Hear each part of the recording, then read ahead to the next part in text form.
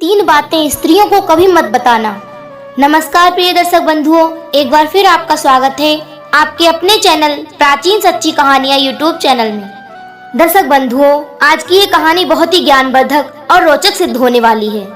आज की कहानी है कि कभी भी इन तीन बातों को स्त्रियों को मत बताना, और जो भी पुरुष स्त्रियों को ये तीन बातें बताते हैं तो वह पुरुष सदैव गरीब ही रहते हैं और सदैव दुखी रहते हैं। प्रिय दर्शक बंधुओं, आज की कहानी बहुत ही ज्ञानवर्धक और रोचक है, इसलिए इस कहानी को पूरा व अंत तक अवश्य देखिएगा और अपने सगे संबंधियों तक शेयर अवश्य करिएगा ताकि वो भी इस ज्ञानवर्धक कहानी का लाभ उठा सके। तो कहानी शुरू करने से पहले हमारा आपसे निवेदन है कि यदि आपने अभी तक हमारे चैनल को सब्सक्राइब नहीं किया है तो कृपया हमारे चैनल को सब्सक्राइब अवश्य कर लें, बेल आइकन ऑन कर लें और अच्छे कमेंट किया करें ताकि हर आने वाली वीडियो की नोटिफिकेशन सबसे पहले आपको प्राप्त हो और दर्शक बंधुओं आप उसका लाभ उठा सकें। प्राचीन समय की बात है, एक नगर में रामू नाम का एक व्यक्ति रहता था। रामू बहुत ही सीधा और भोला भाला था और उसने कभी भी अपने जीवन में किसी प्रकार का कोई भी पाप नहीं किया था और इसी के साथ वह बहुत ईमानदार भी था। दर्शक बंधुओं, रामू की जो पत्नी थी वह थोड़ी भुलक्कड़ स्वभाव की थी और उसके छोटे छोटे दो बच्चे भी थे। दर्शक बंधुओं, रामू कभी भी अपनी कोई भी बात अपनी पत्नी से नहीं छुपाता था। वह हर एक बात अपनी पत्नी से शेयर करता था और वह अपने घर में अकेला ही कमाने वाला था। दर्शक बंधुओं, जिस नगर में रामू रहता था उस नगर में सबसे अधिक गरीब वही था। रामू के सिवाय उस नगर में कोई भी इतना गरीब नहीं था, इसलिए सभी लोग रामू और उसकी पत्नी का मजाक उड़ाया करते थे। दर्शक बंधुओं, रामू अपने ही नगर के बड़े बड़े सेठों के यहाँ नौकरी किया करता था और उनकी गाय भैंसों को चराया करता था और इसी वजह से रामू के घर की आजीविका चल रही थी और उन्हें दोनों वक्त का भोजन मिल रहा था। लेकिन दर्शक बंधुओं, एक दिन की बात है, रामू जिस सेठ के यहाँ काम करता था वह सेठ रामू को बुलाता है और रामू से कहता है कि तुम्हें कल से मेरे यहाँ आने की कोई जरूरत नहीं है, क्योंकि मैंने तुम्हारे स्थान पर दूसरे व्यक्ति को काम पर रख लिया है। इसलिए अब तुम हमारे यहाँ काम करने मत आना और तुम्हारे पिछले महीने की जो पगार है उसे तुम ले जा सकते हो और यहाँ से जा सकते हो। दर्शक बंधुओं, रामू दुखी होकर और अपने पिछले महीने की पगार लेकर अपने घर वापस आ जाता है और घर आकर रामू जैसे ही अपनी पत्नी को पैसे देता है तो रामू की पत्नी बहुत प्रसन्न होती है। लेकिन जब रामू अपनी उस भुलक्कड़ पत्नी को बताता है कि अब मेरी नौकरी छूट चुकी है और अब कल से मैं कहीं नहीं जाऊंगा, और दर्शक बंधुओं, उस दिन के बाद रामू अपने घर में ही रहने लगता है, अर्थात कहीं काम करने नहीं जाता है क्योंकि उसके पास अब कोई काम नहीं था। इस तरह चलते चलते कई दिन बीत गए, परंतु रामू को कोई काम नहीं मिल रहा था। घर में रखे हुए जो रुपए पैसे थे वो भी धीरे धीरे खर्च होते जा रहे थे। उसके बाद रामू सोचता है कि हमारे घर में कमाने वाला मैं अकेला ही हूँ और मुझे कुछ ना कुछ तो करना ही होगा। यदि इस प्रकार मैं घर में हाथ पे हाथ रखे बैठा रहा तो हम भूखे मर जाएंगे, तो मेरे बीवी बच्चे भूखे ही मर जाएंगे। दर्शक बंधुओं, इस प्रकार चलते चलते कई दिन बीत जाते हैं और आखिर ऐसा दिन आता है कि रामू के घर में खाने के लाले पड़ जाते हैं। रामू उदास होकर बैठ जाता है और मन ही मन अपने आप को कोसने लगता है और उस रात रामू को अपनी पत्नी और बच्चों के साथ भूखा ही सोना पड़ता है। और जैसे ही दूसरे दिन का सवेरा होता है तो रामू अपने गांव से थोड़े ही दूर पर एक जंगल में जाता है और जंगल में जाकर लकड़ियां काटने लगता है। और जब वह लकड़ियां काटता होता है तो उसे एक संत दिखाई देते हैं। जैसे ही रामू की नजर उन संत पर पड़ती है तो रामू उनके पास जाता है। जब रामू उन संत के पास जाकर उन्हें प्रणाम करता है तो वह अपने नेत्र खोलकर देखते हैं और रामू उन संत के पैरों में गिर पड़ता है और कहता है कि हे साधु महाराज, मेरे घर में खाने के लिए एक भी निवाला नहीं है। मेरी पत्नी और मेरे बच्चे भूखे मर रहे हैं। कृपा करके आप मुझे कोई ऐसा मार्ग बताएं जिसकी वजह से मेरा घर सुचारू रूप से चल सके। दर्शक बंधुओं, इस प्रकार की विनती करने के बाद वह संत रामू की ओर देखते हैं और अपने मन में सोचते हैं कि यह इंसान तो बड़ा सीधा साधा और भोला भाला है, इसने तो अपने जीवन में कोई पाप ही नहीं किया है। रामू के ऐसे स्वभाव को देखकर वह संत महाराज रामू से कहते हैं कि आज मैं तुम्हें एक ऐसे पेड़ के बारे में बताऊंगा, यदि तुम उस पेड़ के नजदीक जाकर उससे जो कुछ भी मांगोगे तो वह पेड़ तुम्हें प्रदान करेगा, और उस पेड़ का अगर तुम छोटा सा भी टुकड़ा काट कर ले जाते हो तो वह सोने में परिवर्तित हो जाएगा, और तुम इस प्रकार अपने घर का खर्चा चला सकते हो और अपनी गरीबी को दूर कर सकते हो। रामू संत की यह बात सुनकर बहुत खुश होता है, लेकिन संत उसे एक बात और बताते हैं कि यदि तुम इस बात को किसी और से कहोगे तो उसी दिन से वह पेड़ तुम्हें किसी भी प्रकार की कोई भी वस्तु प्रदान नहीं करेगा।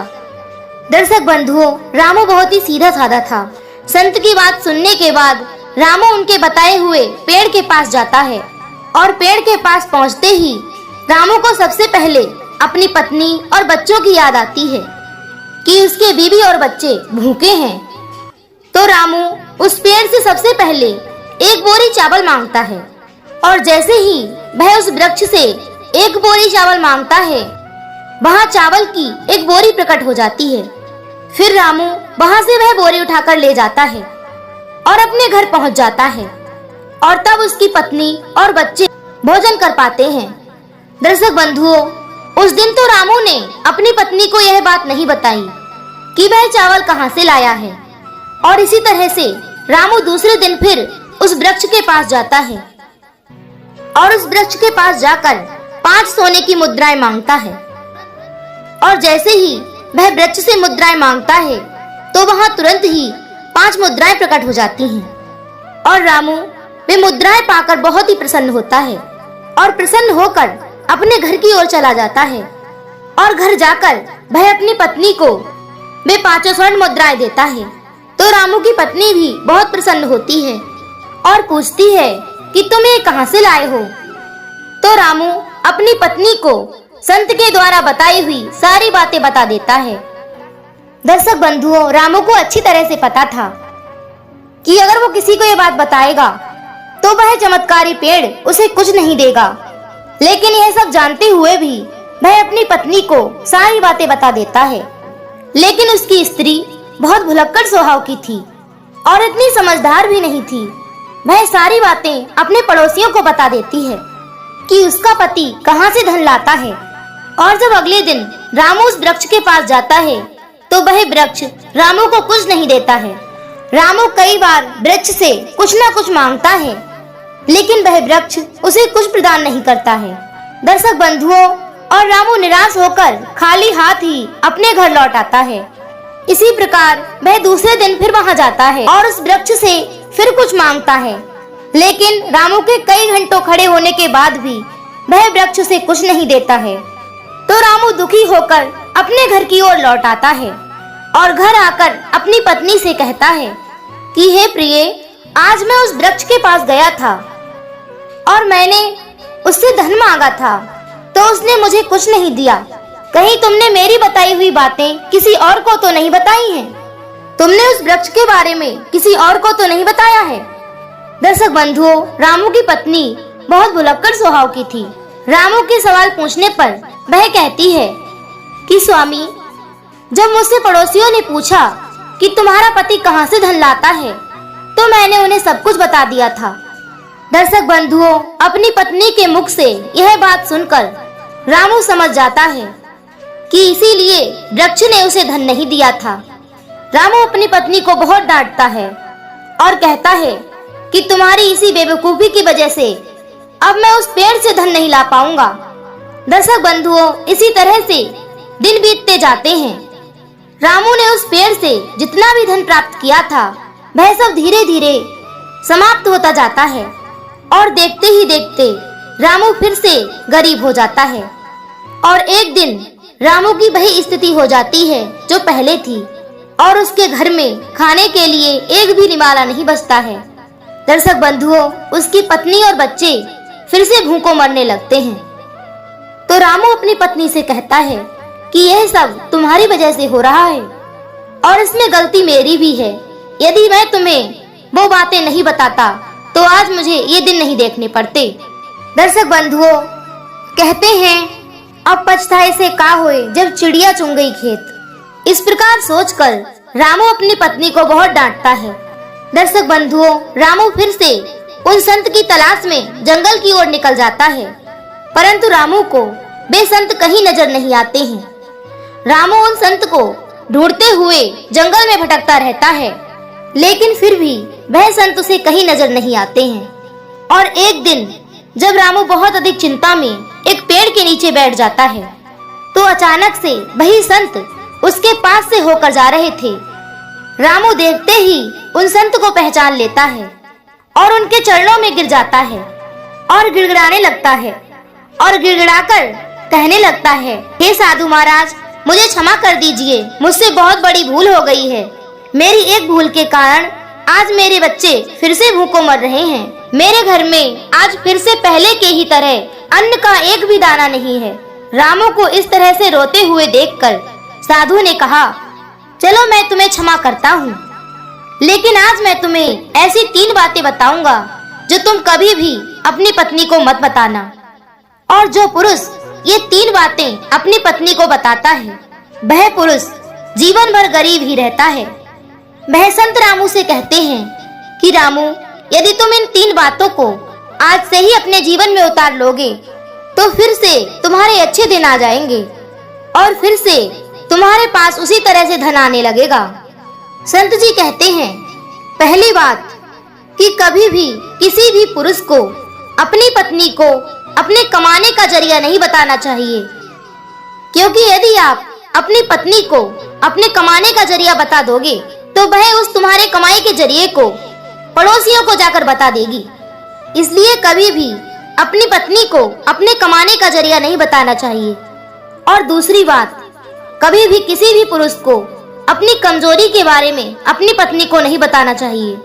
यदि आप उसे अपनी कमजोरी बताते हो तो वह आपसे अपना काम करवाने के लिए आपकी उस कमजोरी का फायदा उठा सकती है और आपको बात बात पर दबाने लगेगी। इसलिए कभी भी अपनी पत्नी को अपनी कमजोरी के बारे में ना बताएं।